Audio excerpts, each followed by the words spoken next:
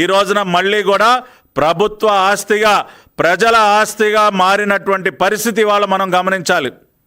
ఆ రోజున తమ ఖజానాన్ని నింపుకోవటం కోసం, తమ జేబులు నింపుకోవటం కోసం పెట్టుబడుల పేరుతో వేల ఎకరాల భూమిని తనకి కావలసినటువంటి వ్యక్తులకి దారాదత్తం చేసి దోచిపెట్టి క్విట్ ప్రోకో ద్వారా మళ్ళీ కూడా తన ఖాతాల్లోకి సొమ్ము మళ్లించుకుని ఒక్క ఇటుకరాయి కూడా పెట్టకుండా, ఒక్క ఉద్యోగం కూడా సృష్టించకుండా ఆనాటి భూ కేటాయింపులు ఏవైతే జరిగాయో ఆ భూమిని మళ్ళీ కూడా అటువంటి భూబకాసురుల కబంధ హస్తాల నుంచి విముక్తి కల్పిస్తూ ఈ రోజున చంద్రబాబు నాయుడు గారి ప్రభుత్వం, ఎన్డీఏ ప్రభుత్వం వెనక్కి తీసుకుని మళ్ళీ దాన్ని ప్రజల ఆస్తిగా, ప్రభుత్వ ఆస్తిగా మార్చినటువంటి సందర్భం ఇవాళ మనం చూస్తూ ఉన్నాం.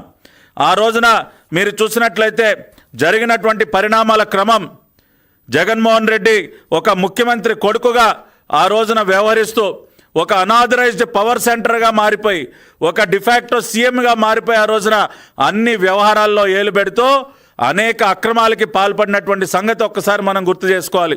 దానిలో ప్రధానమైనటువంటిది ఓబులాపురం గనుల్లో జరిగినటువంటి అక్రమ తవ్వకాలు, ఓబులాపురం మైనింగ్ కంపెనీ, అదేవిధంగా ఈ బ్రహ్మణి స్టీల్స్ యొక్క ఏర్పాటు.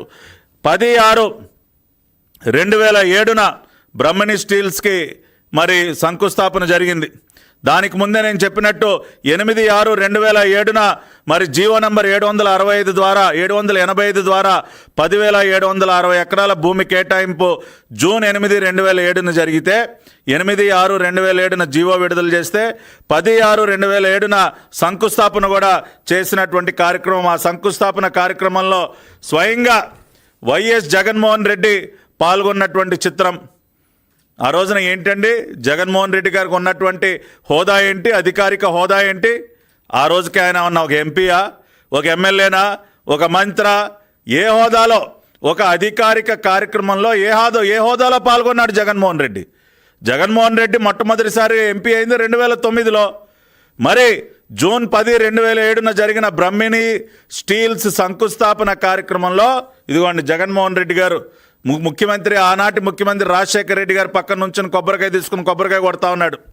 ఒక సెంటర్ ఆఫ్ అట్రాక్షన్గా ఆ రోజున మిగతా క్యాబినెట్ మంత్రులందరినీ పక్కన నెట్టి అన్నీ తానే శంకుస్థాపన కార్యక్రమాన్ని ఏ విధంగా నడిపించాడో చూడండి. What mister Jagan Reddy, mister జమోరే, ఏంటి మీకు ఆ ఇంట్రెస్ట్? ఏ హోదాలో మీరు పాల్గొన్నారు?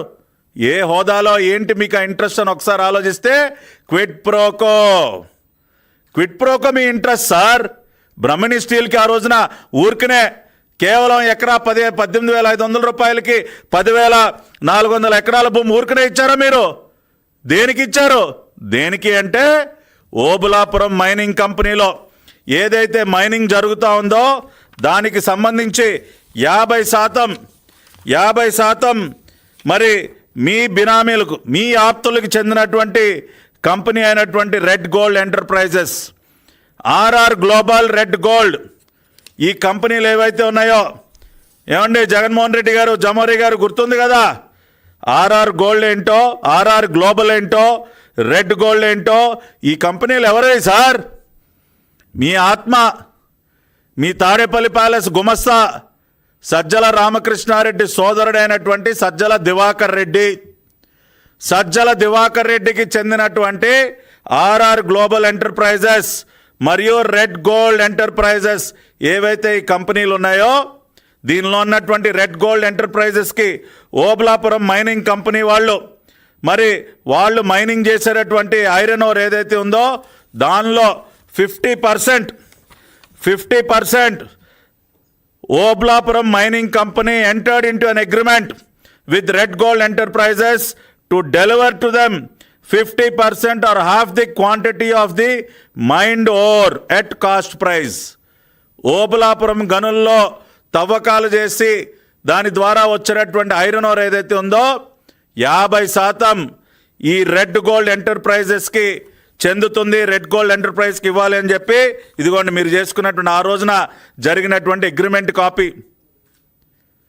అంటే జగన్మోహన్ రెడ్డికి అత్యంత సన్నిహితులైనటువంటి సజ్జల బ్రదర్స్ ఎవరైతే ఉన్నారో, ఆ సజ్జల బ్రదర్స్, సజ్జల రామకృష్ణారెడ్డి, సజ్జల దివాకర్ రెడ్డికి చెందినటువంటి RR Global, Red Gold Enterprise ఏవైతే ఉన్నాయో వాటికి ఓబులాపురం గనుల్లో వచ్చేటటువంటి ఐరన్ ఓర్లో 50% ఇవ్వాలని చెప్పి ఏదైతే అగ్రిమెంట్ చేసుకున్నారో ఆ అగ్రిమెంట్ కాపీ చూపిస్తా ఉన్నా.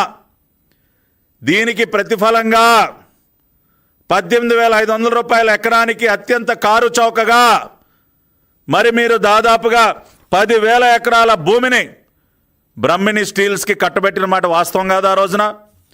మరి ఈ రకమైనటువంటి పనులు చేసినందుకే కదా మీకు చెందినటువంటి జగతి పబ్లికేషన్